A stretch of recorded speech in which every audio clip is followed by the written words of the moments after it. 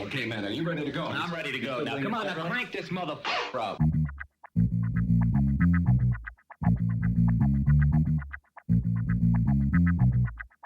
Break it down like this.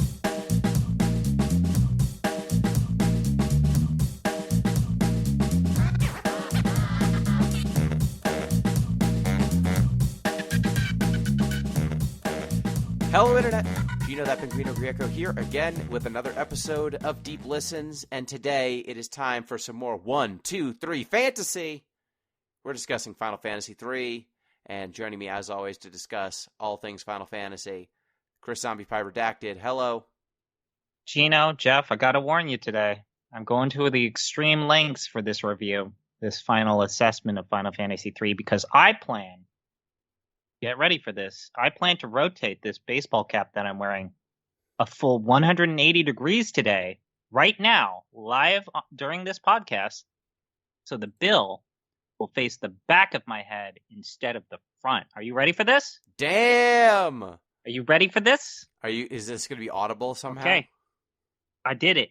There it is. Way to go. You've got a backwards hat on. Now you can really talk about video games. Yep.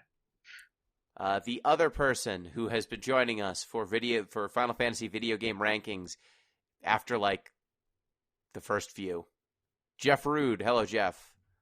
Hi, it's me. I'm Jeff. I'm happy to send off the Famicom NES entries of the Final Fantasy series here this nice 93-degree day in Tacoma with no AC.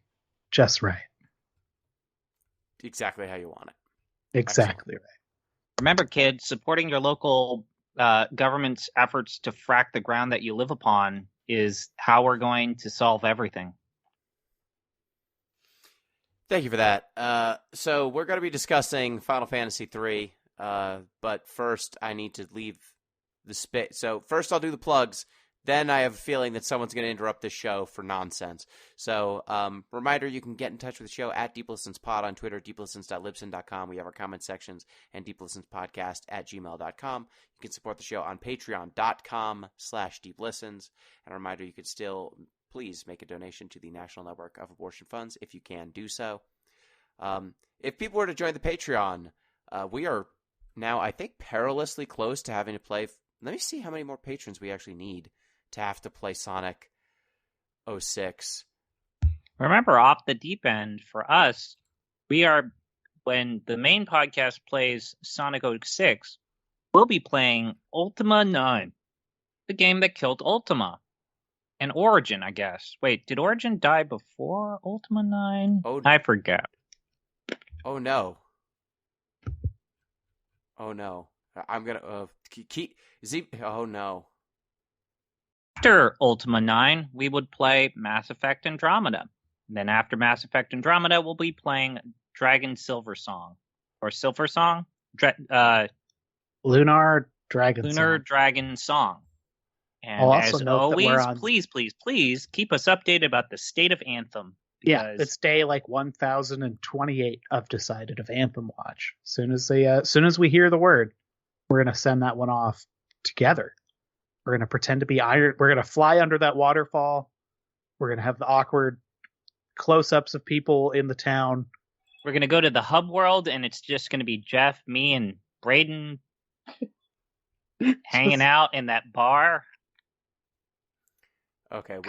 Remember, if you're already a subscriber to Deep Listens, you can up your donation amount and then contact or reach out to Gino to basically use your additional amount as a, let's say, gift sub. So let's say you're currently subbed at $3. If you bump that up to $4 or $5, oops, something got down my throat that shouldn't have gone down there. You can invite someone over, but if you double your amount by $3 extra, you can throw something into the Deep Listens slush pile. Off the deep end slush pile, yes. And I was just doing the math. I think we just need 6 patrons, and we have to play Sonic 06. That's perilously close. So you could be the person very easily. You could be the person who makes us play Sonic 06. Horrifying. All right, so ZP, what did you bring? All right. What are you so, putting in your face? this food item, when I saw it in the Costco Oh, with my mother. actually, wait. I've got an idea about this. What? You just eat the thing, and then Jeff and I will try to guess what you're eating based on the reaction, and then you reveal it at the end. Okay. So can I just do a little? I won't say the name of the food. Can I just talk about why I bought this? Okay. So I was in the Costco with my mom, helping her out, care for my grandmother, who's now 92. My grandfather is 94. And I saw these, and I expressed shock that these were actual foods because I thought that they were just in cookies and ice cream, and they weren't actual food. I thought that it was just kind of like a thing that you put in ice cream, and they weren't real outside of the world things. So I'm going to smash two together. Okay. Now I'm going to Time eat for it. a new segment. What is ZP eating? So, Jeff, what do we think? It's chewy. It sounds crunchy. I guess it's like cinder toffee. Like that sort of that sugar that you burn and then you add like baking soda and it gets all toffied up. Like a There's toffee? a bunch of different names for it. Yeah, I don't know if that's a nut. It sounds like it could be a nut, but he said he'd smash two together, so that's probably not just pistachios. I would buy that ZP doesn't know that pistachios are a real food. Sure. So things Granted, he lives in the state where they come from, purportedly. That doesn't mean he knows what they are. So are Biscoff cookies, do you think he wouldn't know that a Biscoff cookie is real? That was actually my next guess, because I love those things. I do too, and I've been to a Costco recently and have seen Biscoff really cookies good there. Actually pretty delicious. All right, so the answer is praline pecans. Oh, pecans. They were nut. I thought it could be a nut. Well, I was knew wrong that about which pecans nut. are real because I have pecan pie, but I always thought that praline ice cream, pecan praline ice cream was you just drizzled some sugar on the pralines. I didn't realize that this is a real way that people prepare pralines to eat whole. Yes, you just put sugar on pecans, basically. Yeah, it was pretty good. I think this has a lot of sugar, though. Yes, I mean, that's what makes it taste good. So it's pecan, sugar, butter, brown sugar, sea salt, natural flavor, sunflower oil. May contain pecans and milk. This is Costco. I recommend that. That's actually really good. Is it Kirkland Signature? It is the Kirkland Signature pecan pralines. Okay. So I'd like to briefly pause on this is a product called a pecan praline, if I'm not mistaken. I believe I heard you correctly. Would I be correct in saying that? This was a pecan praline. Pecan pralines. Okay, so the ingredient list notes that this may contain pecans. Yeah. Horrifying. Okay, so this says a lot about our food chain supply stuff in this country. Yeah. Anyway. There could be pecans in here. Might be cardboard. Oops, it's peanuts. It's just cellulose. Just cellulose. You don't need to ask a lot of questions. There's not a lot of nutrition in this, though. I imagine it's calorically dense, tell you what. Pecans are not a very healthy nut when it comes to... Well, I just want to say that tasted delicious, even if it's lacking in the nutrition. I am a fan. Yeah, I thought that when I bought pecan praline, one of my favorite types of ice cream, it's just they put in nuts and are mixed in it with brown sugar, and that's the gimmick. I didn't realize this is the egg or the chicken. This is okay. Let's not open up that little. Yeah, let's not try to solve that here. 4.5 out of 5. The only reason why is that I think that if you eat too much of this, it could kill you. That's fair. All right, so Final Fantasy III, when last we played it and discussed it, we got to the flooded world, the wrecked ship. So at this point in the game, we find Arya. She is your guest character for a bit. She's a lady who needs an antidote. You give her an antidote, and then she joins your party temporarily. You go to a shrine nearby, the Cave of Tides, I believe. Yes. You defeat a kraken. Arya gives her life to power up or do you go to the Gold Man? You don't go to Golder Manor yet, right? This is afterward. She dies first. She Yeah. gives her life to give the shine back to the water crystal. So at this point, that's 2 or 3 people who have been like, "Oh, I should die," and then they do. Yep. With about that much ceremony. Yep. Like you are carrying them into a dungeon. You're fighting a boss, and then they're going, "There's no time. Get out of here!" Out of nowhere, and you're like, No "Wait, time whoa, to whoa, explain. Whoa, yeah, like guys." And I was just like, "Oh no, Arya, that character I care so much about, don't die. Whatever will I do? You're a lady." It's just totally very. It's quaint. It's cute every time it happens, and it happens like, well, I think specifically 5 times in this game. It happens a good into amount. Yeah.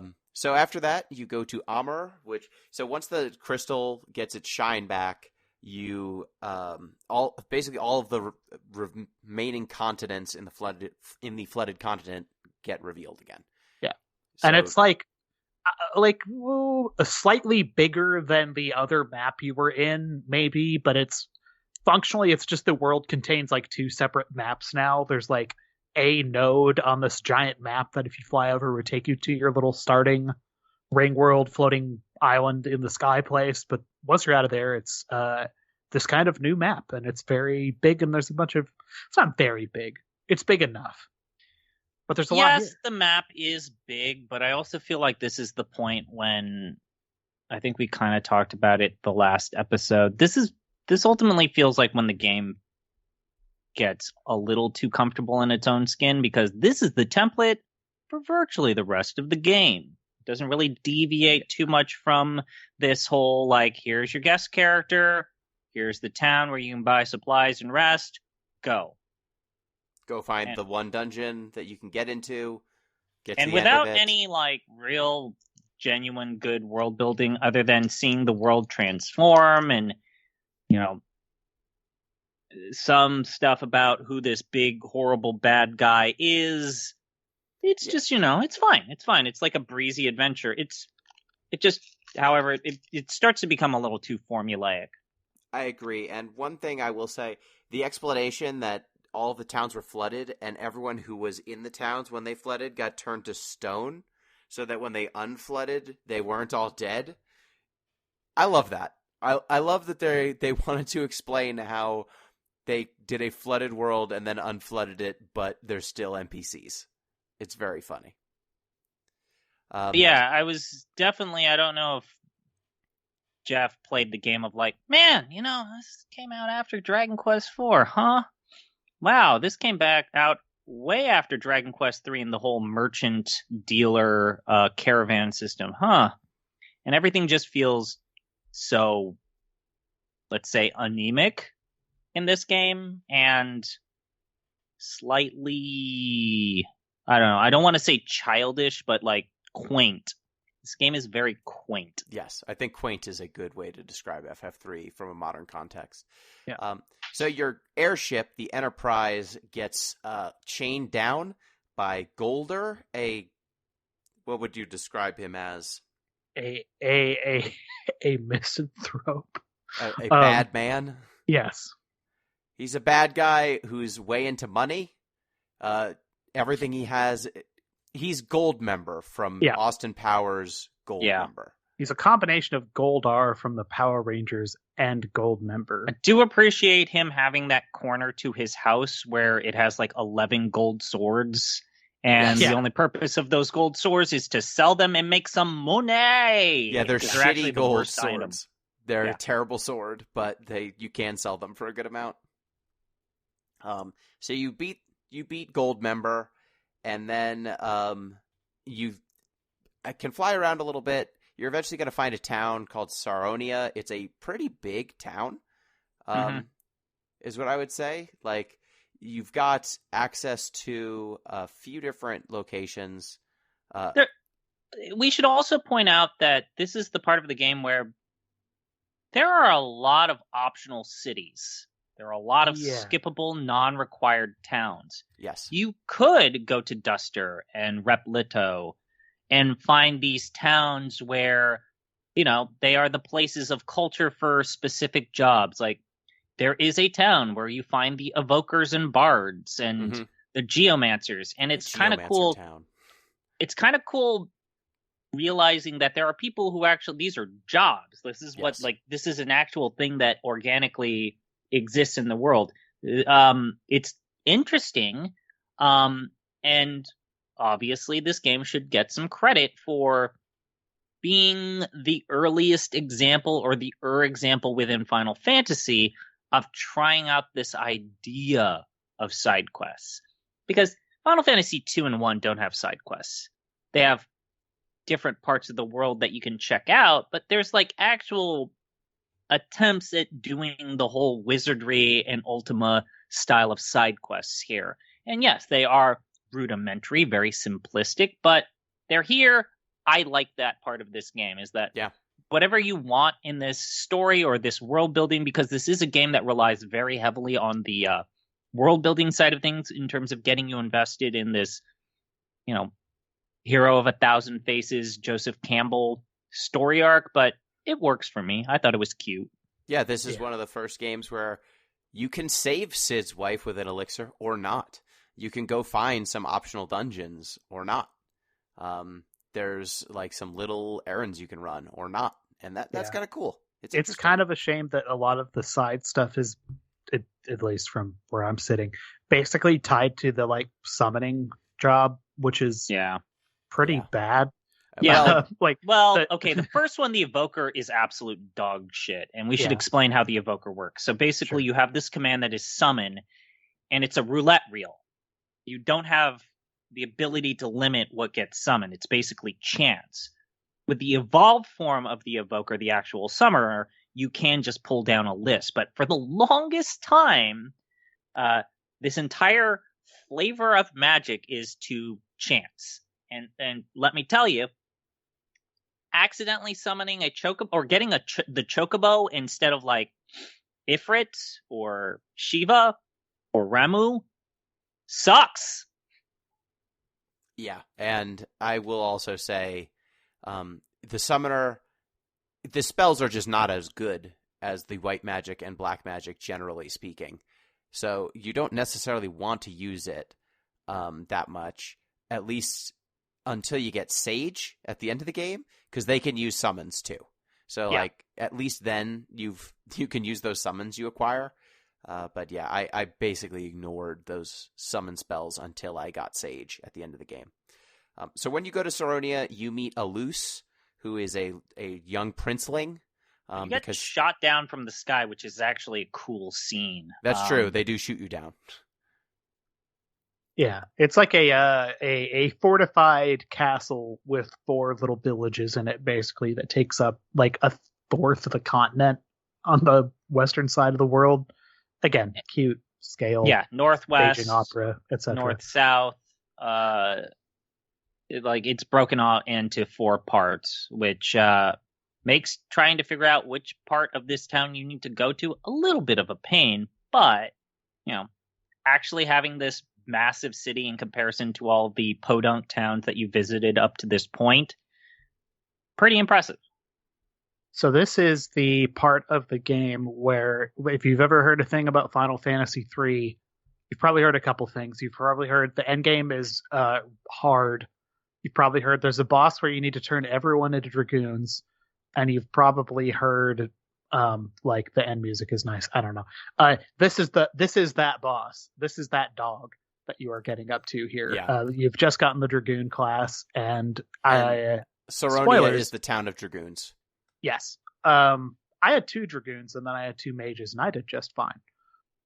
I will say, I think the consequence of having these bosses that skew heavily towards specific jobs is that I eventually got there in terms of income, but especially from the start of the game all the way to the midpoint, even after I sold all of those gold swords, I really only had enough income to have 2 dragoons, which is enough, as Jeff pointed out. Did you not find the weapon cache full of dragoon weapons? I did, and so I was able to get 3 dragoons, but there was always you're never able to hard swap everyone. And then if you do have everyone spec'd to handle the boss with the correct job, like there's always going to be one or two people that just do piddly damage because they've got dog shit items. Yeah, I definitely had 2 Dragoons that were bad and 2 Dragoons that were great, but I was able to get everyone at least converted. And the reason why the gimmick for this boss is Dragoons is what is this boss's name? Garuda? Garuda. Yeah, It's a bird. Garuda, he's a bird. Anything flying, Dragoons do double damage to. And jump, basically, like it behaves like it does in later games. You spend 1 turn up in the air, and then you land the next turn and deal double damage. So you basically deal quadruple damage if you're jumping on this enemy. And he does, every turn, he does a full party attack. That is his thing. So if you're in the air and you time it, and you get lucky on the timing, I shouldn't say you time it right because you don't get to choose when you lift off or when you come down. If you get lucky, most of your party will be in the air when he does the move. So you just will avoid all of the damage, and then you'll come down, and you only need to hit him a few times because you're dealing quadruple damage. Especially if you're using, I think it's the wind spears. The spears that you can find are thunder element. So he's resistant to thunder or to lightning damage, and that means you will deal less damage with those. If you get the wind spears, they deal full damage. So yeah, in general, this took nuance. about 3 jumps since everyone did 1,000 to 2,000 damage. If you take too long, Garuda has these lightning attacks that can take 300 to 400 HP off your entire party, which at this stage of the game is not insignificant. It's around this point in the game, though, where it's like, okay, who's going to be the designated white mage for this battle? And that was just something that I always had in mind when planning for battles. I will say this game is fairly generous in terms of communicating when a boss battle is going to happen, other than the end. Usually there's a save spot for you to kind of save. The Pixel Remaster is much more generous because you can just quick save. That feature is a godsend. And a lot of these more flashier attack animations from these bosses, as well as just their pixel art in general, looks just exquisite with the Pixel Remaster. Agreed. So after... the kid and his father are possessed. Which is a Lord of the Rings reference, by the way. Did you get that one? It's a reference to the Lord of the Rings. Except if Wormtongue was also a secret eagle man, bird man. Yeah. So, anyways, yeah.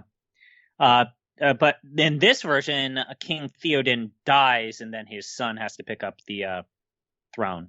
Yeah, he this kills kid himself is rather than hurt his son. pretty comfortable with running a kingdom as a child. Yeah, I guess so. He doesn't die. So noted.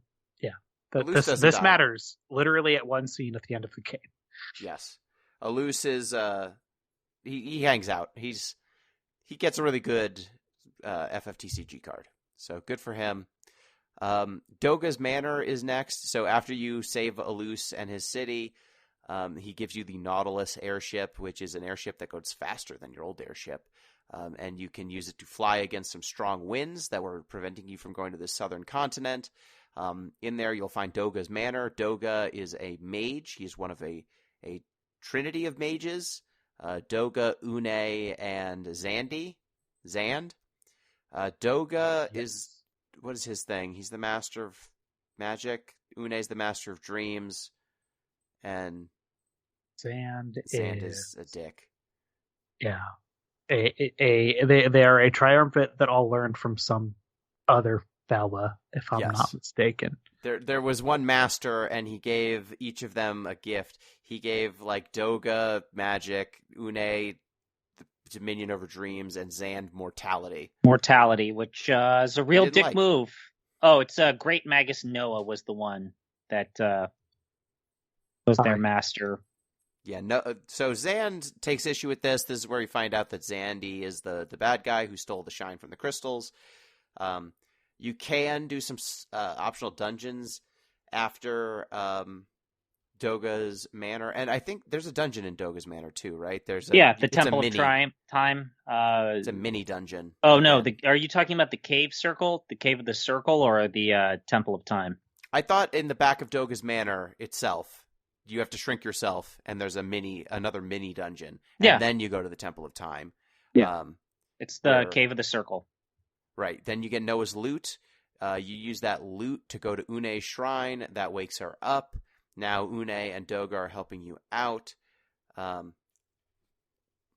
you go to the ancient ruins, where the whole gimmick there is to be a dark knight, because enemies will split when you attack them. So this is maybe the only part of the game that I would say really pushed me or I had difficulty with, because yet again, well, first off, the whole divide mechanic just sucks. Yes. And secondly, the equipment for the Dark Knight is expensive, like genuinely expensive in game. And Dark Knights have the down problem or the negative consequence of being fragile jobs. They don't have a ton of HP. They take damage too, pretty significantly if you're not careful. So you have characters that you're trying to skew to be this kind of like glass cannon of sorts, so as that enemies don't break apart and multiply. And unless you can one-shot them, which if you and it's one-shot, because like the Dark Knights have a move that hits everyone. So they're like not the Dark Knights that you expect from later FF games. So they don't deal damage to themselves in return for extra output, right? Like that's what Dark Knights eventually become. And here's they're more ninjas, honestly. Yeah. They wield katanas, they have ninja looks, and they've got a move that basically hits all enemies, and it doesn't trigger the dividing that you just mentioned. Here's the weird thing, though. Like, some of the jobs get lovingly handcrafted environments where they really shine, and then I think Jeff put it this way, like, the cruft just gets left behind. Like, there's no reason to have a Viking in your party at any point. There's no reason to ever use Viking. There's no reason for you to even try experimenting with the Bard or the Evoker. You shouldn't. They're terrible. And then it gets worse as time goes on, especially when you get the Earth Crystal and the Black Knight becomes the Magus and the White Mage becomes the Devout, and maybe you want to use a slot for the Summoner because the summon magic it functions differently than White and Black magic, and having an alternate source of escape is always fun. But like the jobs that don't get these like carefully crafted environments just feel like they fall to the wayside immediately. Yeah, the only standalone job that doesn't have an upgrade path that I feel is good from beginning to end is Thief, and that is because they are the fastest class and high agility. I didn't like the Thief. I think the only thing that was that the only reason why I had Thief in my rotation was when I just didn't want to bother with magical keys. I don't value stealing equipment. I just don't, because there's too much crap in this game. I didn't value stealing equipment. I valued two things. Their speed was very high, which meant they got a lot of hits in, which kept their damage ceiling pretty high. And two, they have Flee, which allows you to run from any battle, which was my answer to the Dark Knight dungeon. Instead of using Dark Knights, because Dark Knights don't have any overlap equipment-wise with most of your other classes. Yeah, that's the other thing, is like, you get to this town where you can buy, like, it's just a town of Dark Knights, and they have all of the best equipment for this job. Problem is everything is super expensive, and there's no overlap. Yes, there's no other job that gets to use the Dark Knight swords until the end game. So I'm sorry, I'm not going to buy the Dark Knight-specific armor and the Dark Knight-specific weapons just to do this one dungeon. I'm just going to run from every enemy in here. So Thief, shoutouts to the Thief. Let me get through this dungeon very quickly. You unlock the Invincible after the Ancient Ruins. You find this giant airship. Jeff, why does the Invincible suck? Okay, so like, it's the weirdest. Okay, so this is an airship that they gave you like a whippet with a bum full of dynamite in the Nautilus. That thing is very fast. That thing can dive. It's cool. The Invincible is a monstrosity. It is about the size of Cleveland. In some sense, it's very cool. So it has a store inside of it, has a hotel inside of it, has a little place that you can summon the Fat Chocobo if you're playing a version of this game that doesn't just let you have Infinite functionally slots. infinite inventory. It's really kind of weird that that's still in the game, by the way. Yeah, in the Pixel Remaster, it's not necessary, but every time you summon the Fat Chocobo, it's funny. That said, still having that bed is clutch. Yeah, like, so those are all cool things. The bad news is I think when they sat down, they're like, we need to come up with something else that this can do, like what makes this a unique craft. And what they came up with was it can fly over mountains. Now, when I say that, what you're probably imagining is, oh, it just flies over. That's cool. That's like a unique ability. Like the SS Invincible in Final Fantasy V, where you just fly over it. Yeah, literally just move over them. No, it hops. So it like you hit a button, and you need. Okay, so you need to be just lined up just so. And what the ship will do if you're lined up just so, both at a spot that you can do this and facing a place where you can land, is the ship will raise up about 5 pixels, go over, in quotes, the mountains, and then land in a little spot on the other side. This works in, I don't want to be uncharitable. There's probably like a few dozen places in the world map where this is actually a thing you can do. Mm-hmm. In terms of places you need to do this, there's kind of one, if I'm not mistaken, right?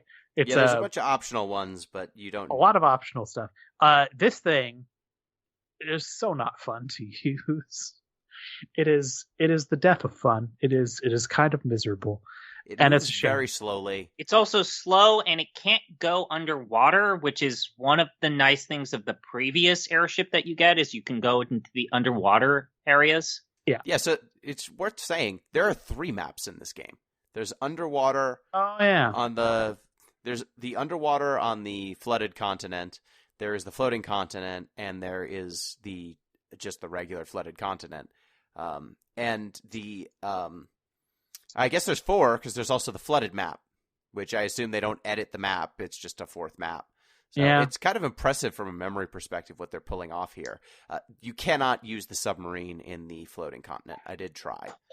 But yeah, it's interesting. The Invincible is slow. It is the one you want to use most of the time because it has basically the ability to heal you. It's got a free inn that you're carrying around and a bunch of shops that have all the endgame stuff. But it doesn't have everything. It's got a lot. It doesn't have everything. You're right. Like, I don't think it has. You have to find that weird cordon off island of sages or mages that have all of the best high tier spells, which is actually kind of a pain in the ass to get to because I don't know. Exploring the world is kind of a pain in the ass in this game. You've got now all of these weird like linear corridors in the overworld with this airship that you need to hop through, and it's not even clear sometimes which areas or spots are hoppable versus not. You've got all of these waterways, and sometimes you'll be able to go underwater, and sometimes you won't. Sometimes you got to do this, you got to do that. It's just, it's a lot of ideas, and none of them really stick together or congeal into a cohesive idea. Yeah, my problem with it is that they've made now 3 or 4 different environmental gates, right? There's the canoe, there's jumping with the airship, the Nautilus can dive, so there's underwater stuff. There's the high wind area where you need the Nautilus because it's faster. All of these things, like, it means you need to switch between these 2 stupid airships just to go where you want to go a lot of the time. And it just, like you said, ZP, juggling these 2 airships to get to all of the secret side content. Yeah, because both of these airships have different spots where you need to park them. The smaller one has to be parked on open fields, and then the other one can be parked on anything other than mountainous regions or like. So it's sometimes they are fathoms away from each other. Yeah, and you need to remember, like, you need to pull up your map to find where you park them, because to get to one airship, you probably are parking next to it. So you're just kind of leapfrogging. Like, you're leaving your airship, and you're like, I guess it's motorcycle time. I'm going to park my car over here. I got to go get my car again. Time to park my motorcycle. You're just back and forth with juggling these two things. It's a bit annoying.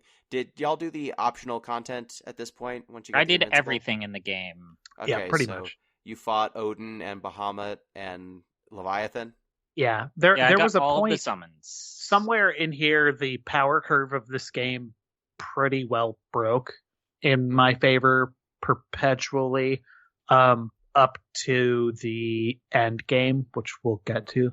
But yeah, like I was like on a roll. I was like, well, I may as well content tour my way through, because with the helpful additions of a run button and the ability to move diagonally, it's not like getting through these environments is taking all that long.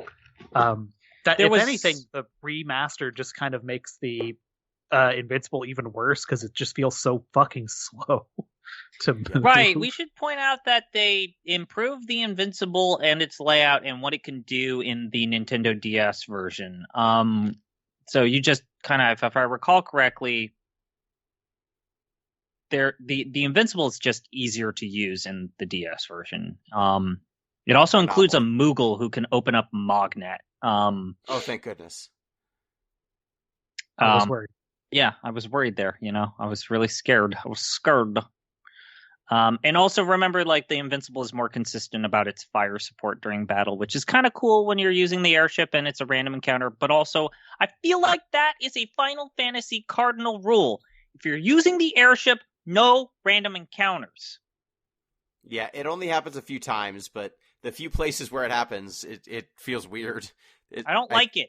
I think it's just outside of Doga's Manor that you can run into those battles, but weird. Very weird. Yeah, so in the DS version, you have Mognet. In the iOS, Steam, and PSP versions, another Moogle allows you to access the bestiary and a list of achievements.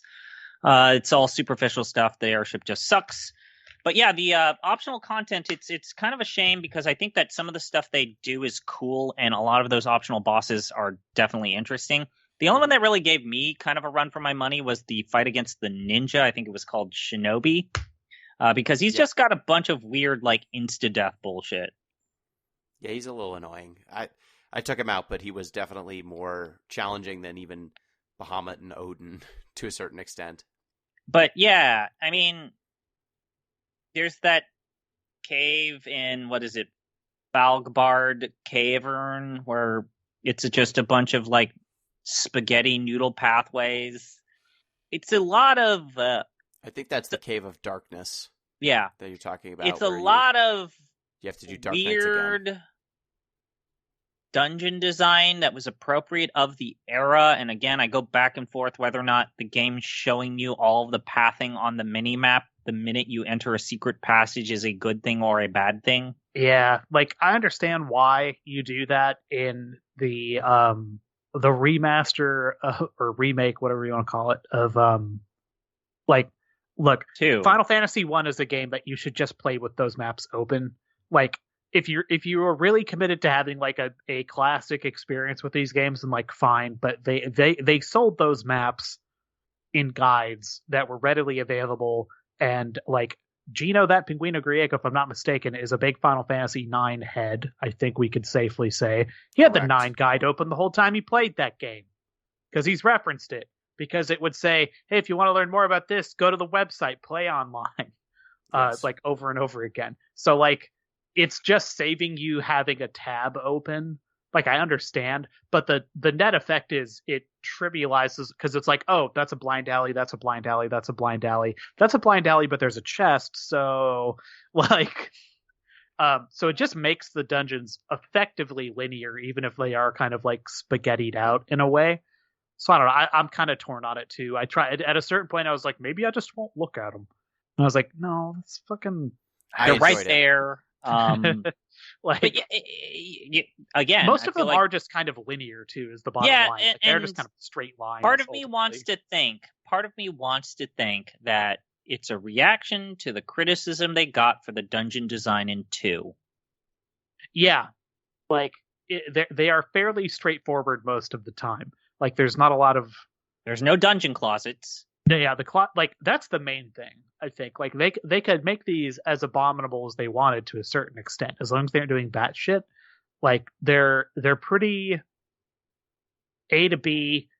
Get to a door, the door takes you another place. The thing, like, they don't even make you do the walkout for most of them. There are only a few where I feel like you actually need to do it, and it's all late game stuff. Like, I guess I can't make it to the end, and now I'm going to bop out. And by then, you do have teleport. You can like, just once you get teleport out of the dungeons, so, which is nice. Like, I'm sitting here trying to think of, like, things to say about any particular, like, oh, that was neat, I remember when. It's like kind of only the last dungeon, for reasons we'll get into, sticks out in my head. Like I guess the Dark Knight dungeon sticks out in my head in a negative way. Yeah, I mean the multiplying enemies kind of suck. Stuff sucks. And then I kind of like the ancient maze. Ugh. Or not the ancient maze, the fucking place where you go get the 2 extra jobs. That is the ancient maze, right? Right. Yes. Yeah. Well, I think that's what it's called. We'll go over it when we get there. Just as an environment, it was neat. But anyway. Yeah. So you go through Doga's Manor again, and you have to fight Une and Doga at this point. Mm-hmm. They're like, "Hey, you need to kill us so that we can give you our power or something." You fight them; they turn into weird monsters. You kill them. And this point is never brought up ever again. Yeah. They become weird monsters, and that explains some FFTCG cards I did not understand before. Yeah. It is practically. It's actually kind of similar to the plot of Stranger of Paradise, because they're like, "This, we need to become strong enough so you can become strong enough to like." Yep. I'm saying that one of these characters is Jack. Yes, you can pick which of your characters is Jack Final Fantasy when you start Final Fantasy III. So you get through there, you restore the Earth Crystal. We didn't say you do defeat the Titan to restore the Earth Crystal. You defeat Doga and Une. This lets you go through the final rush to the final dungeon. There were 4 barriers that you needed to restore the crystals to break. And then there was like a final thing. I think it's the key to Eureka that you get from defeating Doga and Une, or like you get some other key item that you needed. So you go to the final dungeon. First off, it's kind of an ice dungeon. Then you get to Eureka, which is what you were referencing, Jeff. That's where all the best weapons in the game are, and where Sage and Magus, the 2 jobs. Oh no, Sage and Ninja, the 2 best jobs are. I agree with Jeff. There's something about, it's this giant blue tower, this giant like impeccable location in the middle of nowhere. It is a pain in the ass to get there, and boy.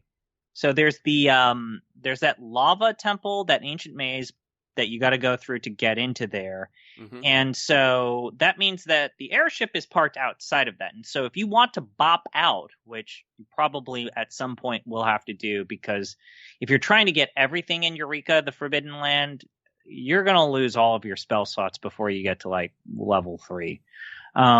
If you are just like mainlining this, I think you can get through it all the way.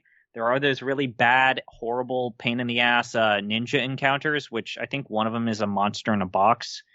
But this is when the game, in my opinion, I feel like a lot of the encounters here, especially the stuff that's closer to the final part of the Forbidden Land, are deliberately designed to be EXP granting treasure chests almost. So the Oceanus, for example, grants almost 9,000 EXP. The Archairon gives you 8,000. Like all of these enemies here, this feels like the part of the game that they designed in a way where like, oh, you've been running away from encounters, this is where you're going to be. Also, you don't have a choice. This is like the final dungeon. Like the enemies that you're going to fight here, you don't have a way to avoid them really. You're going to run into them eventually. You can keep running, but boy, it's almost like the game is saying, hey, this is the final dungeon. We're not going to let you out of here, so you really need to level up. please level up before you get to the final fight, or you're going to have a bad time. So everything we've been saying, the Ancient Labyrinth, the Crystal Tower, Eureka, all of these are before the point of no return. You can bop out, but it's a pain to bop out and save. Once you get past Eureka, and you're going to get like the Masamune, Excalibur, you get a bunch of cool weapons in there. And once you get Sage and Ninja, those two jobs invalidate all other jobs. Yeah. Ninja can equip every weapon, and they have throw. And if you have shurikens and you throw a shuriken, it does absurd damage. Sages get to equip every spell. That includes summons, and they are skewed. I mean, they don't have as many uses of the high-level spells and of the low-level spells as the lower-level, like Magus, or what is the White Mage, the final White Mage job? God. I should know I was using one. Devout. That sounds right. So it's Magus, Devout, Summoner, and then eventually Sage, Ninja. Yeah, so Sage has fewer casts than Devout and Magus, but Doesn't it matter. gets to use everything, so who cares? Yeah. So we should talk about the shuriken bit. So yeah. Going through this game, you will occasionally stumble upon a chest that will hand you a shuriken, and you'll be like, oh, no one can use this. And you go to a vendor. If you wind up in a money crunch, which I can't really imagine you running into in the remaster version of this, but in like the olden days, you may have. And you go to a vendor and then be like, hey, we'll buy that for like thousands of gil, like a lot more money than you probably have on hand, fivefold at the time. You'd be like, oh, that's a good deal. I should probably sell this. That is a trap. There's a trap. Bait. Because shurikens are get out of boss free cards. Yeah. They are specifically get out of final boss free card. I would say that they are far more important for the final boss because, look, I have seen people beat the final boss legitimately. It's all been people who were clearly like double the level that I was at. I beat it legitimately, but it sucked. You don't want to do it. Don't do it. Just throw shurikens at the final boss. Yeah, so you can also just buy shurikens if you shift the wall and unlock the final secret sellers of magic and weapons. In the Ancient Labyrinth. Yeah, right. In the Ancient Labyrinth, which is an easy thing to miss because there are those people that are there. It's like, we have all of this into ancient knowledge and we'll tell you about this evil dude. Oh, Cloud of Darkness. Hint, hint, hint, hint, hint, hint, hint, hint. Can we talk about how basically the end of the game is it's the Ancient Maze, it's the Forbidden Land, it's the Crystal Tower, and then it's the World of Darkness. That is a 4-part gauntlet. Yeah, and as soon as you enter the World of Darkness, so you fight Zandy, he does a bunch of all-hitting attacks, Meteor and shit, and after you defeat him, you're just kicked to the World of Darkness. Cutscene happens, you're there. So if you defeat Zandy, if you thought Zandy was the final boss, surprise, there's another boss, and if you played this game originally, not the Pixel Remaster where you have the ability to save wherever because of the quick save feature, you would have had to do this all in one sitting. There is no save point in the World of Darkness. There is no way to save. So it's not like I feel like they either intended this, in which case like fair play, or they didn't, which is kind of impressive. But like when I think quick save and I think of Final Fantasy games, I think like the GBA, not remasters, but remakes of like 4 through 6. They had a quick save feature, but it didn't work like this. The whole purpose of it was like, hey, I need to just put this game down to go, to my job or whatever the fuck, and then you'd pick up that quick save, and that file was just gone. That's not how it works here. It just works as a save. Yes, it is just a save system. So yeah, it functionally like it breaks the back of this game in a way. Good for the better. For the better, probably. But like it was to the point where I was like, do I really want to do this? Can I try to do this like the old way? And I didn't. And I don't really regret it because I have other shit to do with my life, and God knows I would use save states if I was emulating this. It's not just that. This entire final slog sucks. Like, Yes. this might be one of the most mean and malicious final bosses in Final Fantasy And history. final runs, like just getting to that boss. Every treasure chest has a Zandy clone I did in it. not, unlike you, because I don't run away from combat, I did not think that the actual trek there was that bad. And I still will go to my grave saying that I think Final Fantasy II's Final Gauntlet and Pandemonium is worse because there's a repeating, overlapping dungeon where it's really easy to lose your sense of place. Here, at least, everything is linear. The final boss here, let me finish, please. Yep. The final boss here, I would argue, is definitely in the list of like hardest mainline bosses in this series, because maybe you want to say it's Seymour Flux because he happens like in the first 1/3 of that game. Barthantelis's first form in 13 is probably what I'm still going with, but having a final boss who all they do is power up and shoot a fuck you laser beam, like, it's unconscionable. It's just an all-hitting attack every turn. So the thing that I would say in the run-up to the Cloud of Darkness is because every treasure chest has a clone of what you previously thought was the final boss, it's very annoying. Like Zandy clones, the ones that you have to fight, they keep using Meteor, and they might have 1/3 or half or 1/4 the HP that Zandy has, but they have all the same moves and they hit just as hard. Mm-hmm. So if you were like reeling at any point, if you were playing this dungeon and you didn't know that, and this was you were playing this game in the 90s, you would probably just get wiped a few times in this dungeon by accident because you just didn't know what these enemies could do. Like, these are some of the only enemies in the game, between the random encounters and the treasure chest encounters, that have unique patterns. Like, they have mechanics to them. If you're not running or have a clear OP strategy, you could easily run into an enemy that actually has a move that's a problem for you. You could run into a splitting enemy and you can't kill it because they keep respawning and bringing in new enemies. You could run into an enemy that's just got like poison or an auto kill that just takes you out. It's mean-spirited. It's very mean-spirited. And like, you do get the ethers do recharge your like mage spells.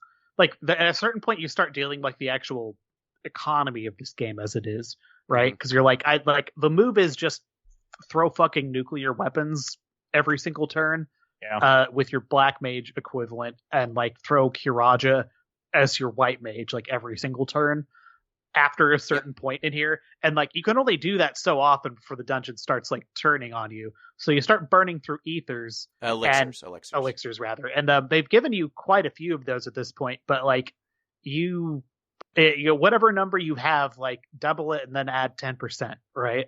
Like, it's the rule of construction projects, because you're gonna need them all. Like, it is designed to be a bad time. Yeah, and the final boss, like, I used about half my elixirs just grinding my level up to a point where I could deal with Cloud of Darkness because I threw my shurikens at Zandy, like a fool. So it took me like a few hours of grinding to get my levels up. Then against Cloud of Darkness, I think had to use elixirs a few times just because I ran out of spells, because Cloud of Darkness has a ton of HP for no good reason. It sucks. I mean, it has a bunch of HP. It's the final boss. It is, but it's just like there was no pattern, right? It wasn't like I shouldn't say that. It wasn't that there was no pattern. It was the same pattern. She would do a move that hit all of my characters. My healer would do a heal. Everyone else would attack. Yeah. If my HP was too low, both of my magic users would do a heal, and my other characters would attack. And I just kept doing this over and over and over again until Cloud of Darkness was dead. There was no nuance there. It wasn't like, oh, what move should I use? You know what? You use the move that does damage, which if it's a physical character, it's the attack button. If it's a magic character, it's whatever spell you have enough spells left of. At the very least... Oh, sorry, Jeff, go. Have either of you played Gradius, or Gradius, I should say? No. Yes. So, it is a famous shooter. And it is balls to the wall hard. And that whole series is famous for being like relatively difficult shooters. Except for the final bosses. like the final boss of every one of those games is like famously a cakewalk. It's like a little treat you get at the end for getting sadomasochism done to you for like 30 minutes. I also feel like the same thing with Ghost and Goblins. The final boss in Ghost and Goblins is a joke. The final king is a joke. So here's my pet theory. Taps fingers together. I think that is a good model for RPGs on some level. I agree. Particularly here, because like at this point, it's just, again, you're throwing bombs at this. Like when I think about fighting Kefka in Final Fantasy VI, did it bother me that basically it was just cast Ultima twice with everyone till he dies? Like, kinda, but that's the reward for fucking getting to that point in some sense. Like, versus like the final boss of Lightning Returns or 13, I suppose, where it's like those are still fighting back quite a bit. Like, those are basically skill checks on you, the player. Like, have you sufficiently mastered these systems? To wit, those are action games on some level and not really JRPGs in a conventional sense. This is, and if you have done everything you need to, such that you show up here with like a heap of elixirs and everyone's fucking level 99 Onion Knight or whatever, and you just want to go through this boss like a paper shredder, you 100% can do that. This boss is as easy as you make it out to be. The issue is, to get there, it basically just drag you through like the Rusty Fishing Hook Emporium for like several hours. It is grind. I mean, there's really no denying this. This game, again, I hate to bring this up, but this game is living in the shadow of Yuji Horii. In that the underlying conceit is, if you put in the time, it's not a matter of if you'll finish the game, it's a matter of when. Yeah. And this boss feels like a gear check. It feels like a gear check. And it's frustrating. It's shitty. I guess you could ostensibly beat it by attrition, where you have one attacker and 3 healers. Like that, you could do that. I mean, I did it with 2 healers and 2 attackers, but it was basically attrition, and it sucks. And like I said, the one positive thing that I can say is that the game has this shuriken that feels like a, get out of jail card. And even then, they're super expensive and very easily missed.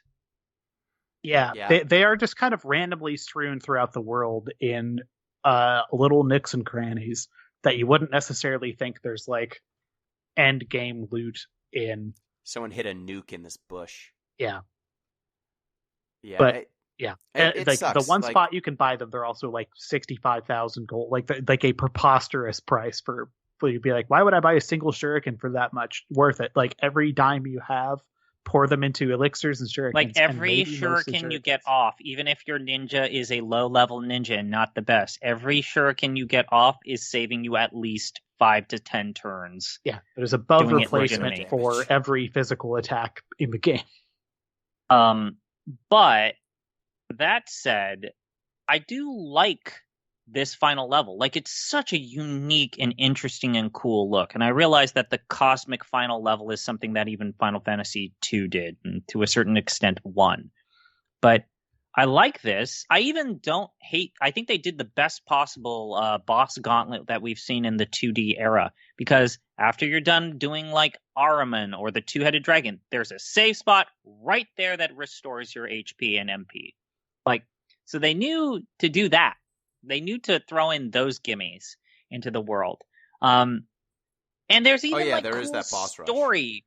There's cool story stuff here. Like, your characters fight the Cloud of Darkness and then they die. And then all of your friends from the past have to, like, not necessarily sacrifice themselves. They have to come back to help you. And everybody agrees to do it. And this is where we find out that What's-His-Bucket, who the last we saw him, he jumped in a furnace and we thought he was dead. Comes back and realizes, like, I'm not dead, bitch. Desh is back and alive. There's the weird, like, are the weird gnome people that are friends with the sewer witch? Are they gnomes? Are they the people who think they're heroes and then you put them in their place and they're like, oh, you're the heroes? They're not gnomes. They're just old guys. Yeah, they're just old dudes. Remember the last time we saw them, that sewer witch was like throwing a shoe at us. Yeah, There's like I a forgot about fantasy the book sewer element witch. of this, but this game is such a hodgepodge. I love it. Like, when was the last time we had to turn our characters into mini to get through a and level? I mean, this is the last time we have to do that, I think. I forget if you have to do it in 4, but I think this is the last time this happens. One No, other I thing mean, I like, wanted to... in this game, when was the last level where you had to do that? Doga's Manor. Yeah, it's been hours. Yeah, so one thing I just wanted to call out, we didn't really talk about, is the whole conceit of Cloud of Darkness is that if the world gets too much light or too much darkness, Cloud of Darkness shows up and resets the world and destroys everything. So your Warriors of Light are in a cycle where darkness was too much, and the Cloud of Darkness is rising. The previous calamity was light was too powerful. The world was too full of light. And so the Warriors of Darkness, using from the world of darkness with 4 dark crystals, went and defeated the Cloud of Darkness last time. So you actually have to go, when you're fighting the boss gauntlet that you mentioned, like with the 2-headed dragon and the Ahriman, each of those bosses is guarding a crystal that holds the soul of a Warrior of Darkness. And they basically are like, oh crap, the Cloud of Darkness is back? Well, we're going to help you out. We'll help you defeat the Cloud of Darkness. So this is kind of a different, I guess, story setup than other FF games. Usually, light is good, dark bad. This is a game where there is at least a little bit of gray here. What you want is a balance, and if either side wins too much, Cloud of Darkness comes and resets it. And there is that, like you said, ZP, in the end, that final little story bit where, your characters are kind of saying, eventually, light or dark will be too much, Cloud of Darkness will come and will win, but that day is not today. And so we're going to all fight together to beat the Cloud of Darkness. So, yeah, you get the call back. Desh comes back to life. He gets a girlfriend. Princess Sarah, who's infatuated with player character, comes back and is like, "You've got to walk me back home, player character. I'm a princess." And yeah, the game ends. Any other closing thoughts on Final Fantasy III? This closing track is very good. Yeah, the music is pretty good. The music is good pretty much throughout. Like, I've talked about how I feel about the music in Final Fantasy III a little bit in our Final Fantasy Weird Music podcast from a while ago. But yeah, I played pretty much this whole game with the like Famicom version of the soundtrack, and like that quite a bit more than the remaster one. Yeah. There's no accounting for taste. You can put on whatever you like. I ain't gonna stop you. But yeah, it's good. But If you've not heard it, don't check it you out. get headaches from longer sessions of constant NES or Super Nintendo or even Genesis era sounds? Like, there's enough time between now and then when it was all we had. So I can't actually remember what it was like to spend so much time playing those games, but just hearing the sounds for length, it's just so sometimes unpleasant. Crackle. I mean, do you like Crackle? I'm Do you want gonna the crack- say do you this want might the just be crackle in like your when I ears? grew up. Like I my first console that we owned was a Nintendo, so I don't know. Like, In don't some get me sense, wrong. I'll it's- take some C64 SIDS chips any day. Any fucking day, my guy. yeah. Give me that I mean, Crackle. I'll take that over that being NES sound over Yeah, like the Square Super Wave Master Nintendo, System sound, like goddamn PSG. awful, terrible, poo-poo, pee-pee, bad music card. I mean, that opinion's noted, but like I was playing some Master System games today in my house, and goddamn, the Famicom sounds so much better than that thing. Like it's very shrill, it's barely in tune, it's just kind of rough throughout. So I don't know, it's cozy stuff, but options. I think it's better to have the option, right? So Yep. So with that, I think it's time for us to rank Final Fantasy III on our definitive Ranking of Fantasies. For those who do not know, here's our current list. First, the best Final Fantasy game, Final Fantasy VI, followed by 9, 10, 7, 8, 7 Remake, 5, 12, the Final Fantasy trading card game, Lightning Returns, Final Fantasy 13, Stranger of Paradise, Final Fantasy Origins, Final Fantasy 1, Final Fantasy V, Legend of the Crystals, Dissidia, Final Fantasy Opera Omnia, Final Fantasy X-2, 13-2, 7 Advent Children, The Spirits Within, Final Fantasy VII On the Way to a Smile, Kingsglaive, Final Fantasy 15, Mobius, Final Fantasy, A King's Tale, Final Fantasy 15, Last Order, Final Fantasy 7, First Soldier, Final Fantasy 7, Dad of Light, Final Fantasy V, Dear Friends, Final Fantasy X-2, Last Mission, Final Fantasy 2, 11, 13, and Dead Last, Final Fantasy VI, Special Tracks, a terrible CD. So where are we feeling for Final Fantasy 3? Let's start in the middle. I think we should start in the middle. I think it's in the middle. Yeah. Do we think it is better than 13-2? Yes. Yeah. Okay. Is it better than 10-2? Yeah. Okay. Is it better Wait, than Dissidia? Jeff, did you disagree? It's better than 10-2. Okay. The sabotage part of 10-2, right? Yep. Is it better than Dissidia Opera Omnia? Absolutely. Yes. Is it better than Legend of the Crystals? What's above the Legend of the Crystals? Final Fantasy 1? Yeah, it's better than Legend of the Crystals. Ooh. Okay. I think 3 is better than 1. But I think Legend of the Crystals might be better than 1 too, and we can't go back and fix that, unfortunately. So Deep listens. See, I don't think this is better than 1. And Okay. I'm having a hard time putting this above Legend of the Crystal, but I should. am I. We should do it. We should do Oh, it. It's man. the right move. Is it? That final dungeon's dog shit, and if you played the original version of this game, you probably didn't finish it because of that final dungeon. Okay. Legend of the Crystal is a good time. I'm trying to think. Where would I'm trying to look at this list and think where I would draw the line for me. I mean, I would draw a hard line at Sopfo. It's not better than Sopfo. I mean, Sappho is just schlock. You are the lowest on Sopfo. I would say it's better than the trading card game. No. It's not better than Lightning Returns either. It's not better than Lightning Returns, but it's better than the trading card game. No, it's not. Look, the trading card game has card in the name, so I don't like it, as everyone knows.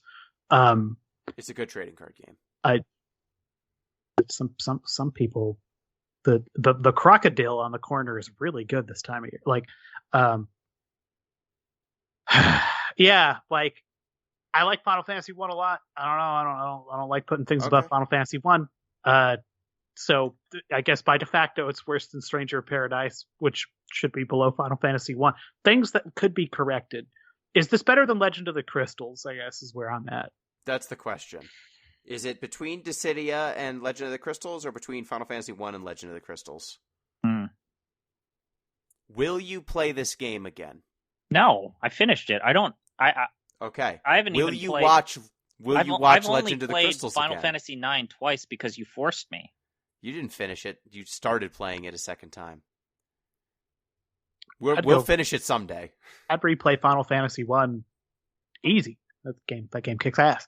But will you so, rewatch Jeff, Legend what you're of the saying Crystals? is that for you, the debate is it better than Legend of the Crystals? But your hard line is you don't think it's better than 1.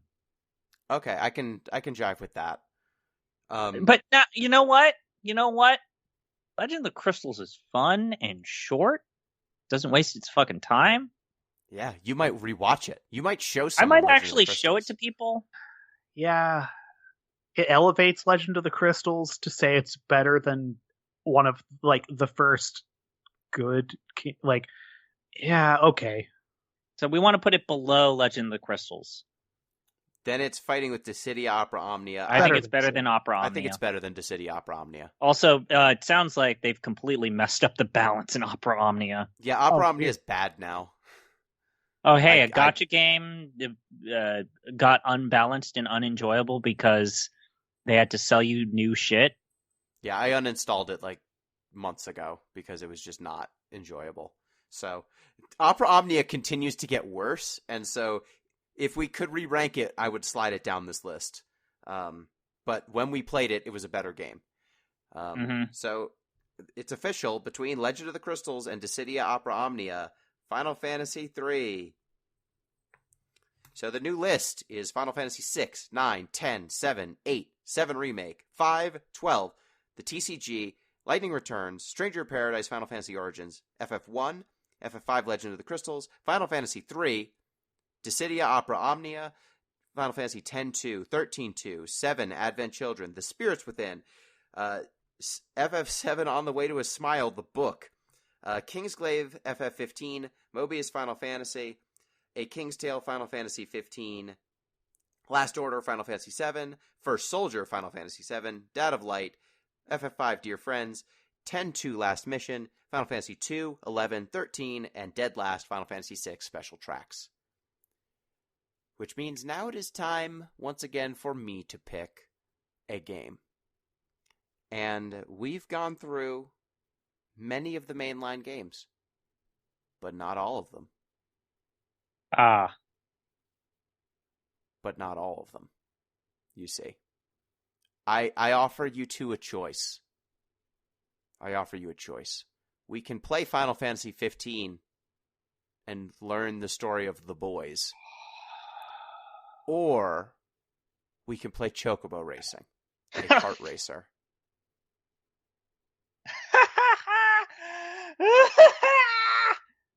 So I'm sorry, you have to establish for the record, do you count the remaster re-release of Chocobo Racing as that is a separate game? That is a separate game? GX is a different game. It is a completely different game. So, Chocobo Racing for the PlayStation. Or PlayStation 1. Yes, the PS1. Holy shit. Chocobo Racing for the PS1. Or Final Fantasy 15, a game that some people love. Oh man, that game's got Kenji Ito music instead of Uematsu. Yeah. Oh, Yeah, let's play 15. You're gonna vote for 15 because I was gonna vote for Chocobo Racing because I thought it was funny. Yeah, I mean, here's the thing. I'd love to play Chocobo Racing. That game, I have never played it. We have some hungry patrons who are way into like 15. Final Fantasy 15, and I want to let them eat. Concentration. We have a concentration of 15 perverts. Yeah. This is the rare example. This might be the first time that this has happened, where if you pick 15, this is going to be the first time in this podcast's history where Gino is going to be the only person playing it blind. I've played it, and Jeff, I believe you've played and finished it. Yeah, yes, I've never played 15. I have it installed on my PS5. I want to play it so I can delete it. So I would like to throw out an addendum, because we have to watch the movie. Well, we have to watch the anime. We have to watch the anime then. Wait, Jesus, do we? Yes, we do. Yes, you actually do need to watch the anime. Do. First, do you have to watch it before or after? You have to watch it before. Because when they released it, man, they put that anime out before the fucking game came. And it actually does all of the pre-story. So yeah. Okay, it's so we'll start with the anime. We'll do an anime episode, and then we'll do 15. I forget, Jeff. Wasn't there? We've already seen the CG movie.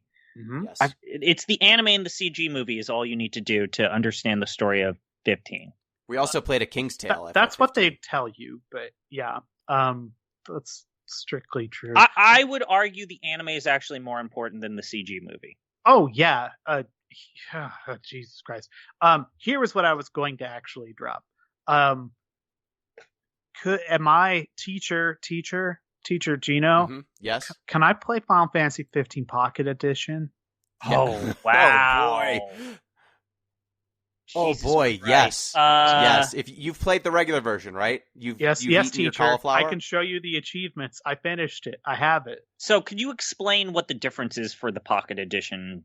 Okay. Because people listen to our podcast and think about playing the games with us. I would say join us with the anime first. Go back and maybe watch the CG movie. Skip that beat 'em up game that is utterly pointless.